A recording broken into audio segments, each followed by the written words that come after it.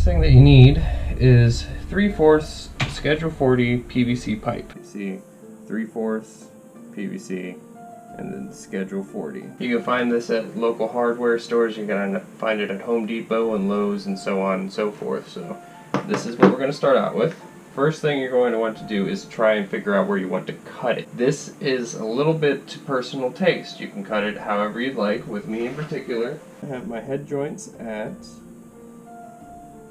9.5 inches and my body of the flute at 15.5 inches. Now, you can always make your head joint slightly bigger, you can make it slightly smaller, you can always make your body slightly bigger, slightly smaller. You can have the head joint go all the way down to this part of the body if you wanted, or you could have it further up like a Doug Tipple flute, and so on. In comparison,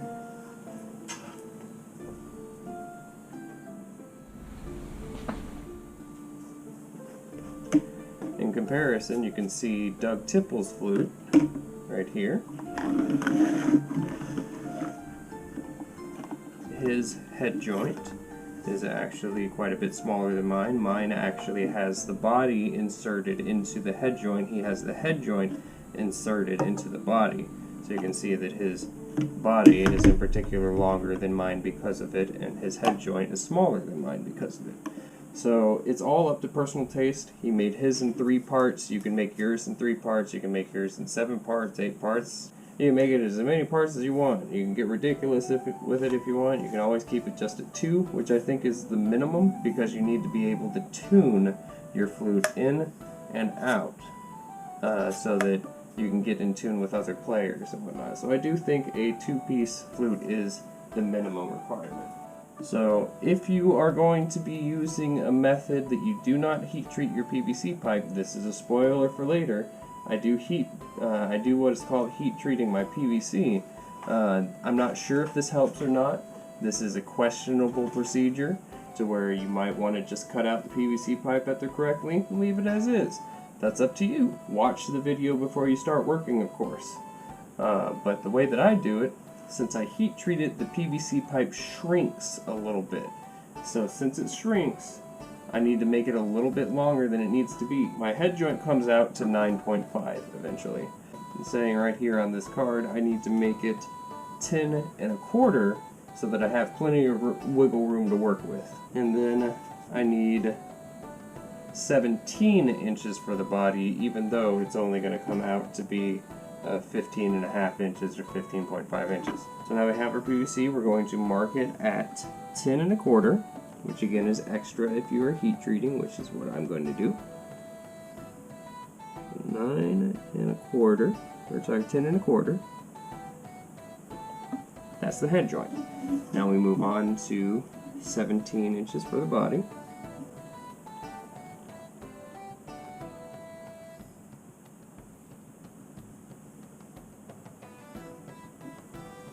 Inches. There are in particular a million ways to cut PVC pipe.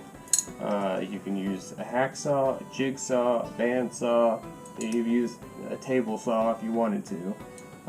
But I in particular like this version the most. It's a little tough on the hands. You can get this squeezing tool at also hardware stores and so on, like Lowe's and Home Depot. It's as easy as that. You pull it apart, you squeeze, and it cuts the PVC pipe out. As easy as that.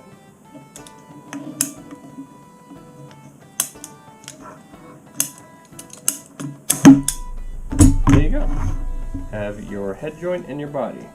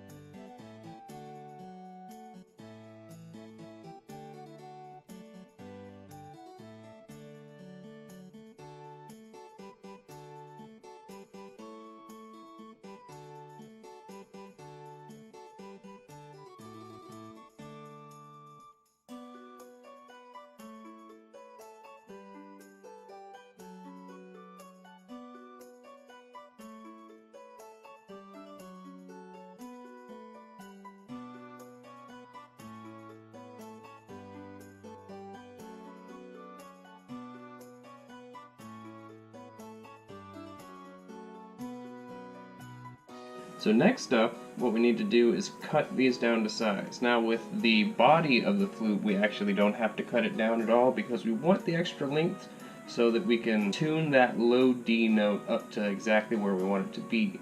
So we're going to keep this body the same size, even though it lost 1/4 of an inch. It used to be 17, now it's 16 3/4, or 16.75. And then our head joint in particular, it got heated up and it went from 10 1/4 to 10 inches. So we still need it to be smaller. We need it to be 9.5 or 9.5. I'm going to review the tops, and what I'm doing is actually spinning it around and looking at how wavy the tip is, how uneven it is, or even it is, one or the other. And that way I can decide which side I'm going to cut off. And I think that this one's a little bit more wavy than this one. So we're going to cut off this side. We're going to reheat it just to give it that nice little flare, but just the end of it, not the whole thing. But for now, we'll cut at 9.5.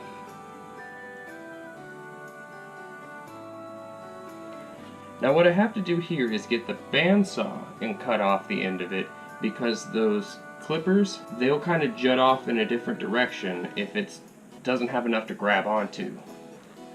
So we're going to get the bandsaw and the belt sander. Now of course you can do this with a normal saw or any other way that you cut PVC pipe, and with the belt sander you can just use sandpaper.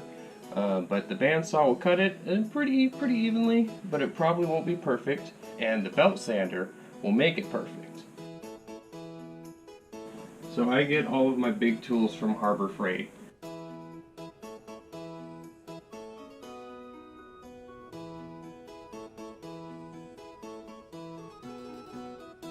So what I'm doing here is I'm just using the bandsaw to cut off the end. I had forgotten to actually lower the stabilizer, whatever you'd call it, to where I should have done that, and I realized it just as I turned this off. But just for the future, keep that low. Not a real big deal here though.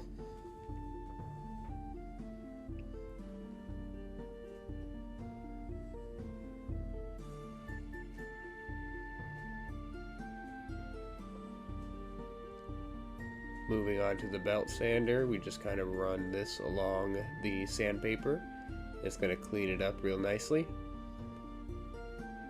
I don't have a jig or anything for this, so it's not perfect, but I try and get as close to perfect as I can.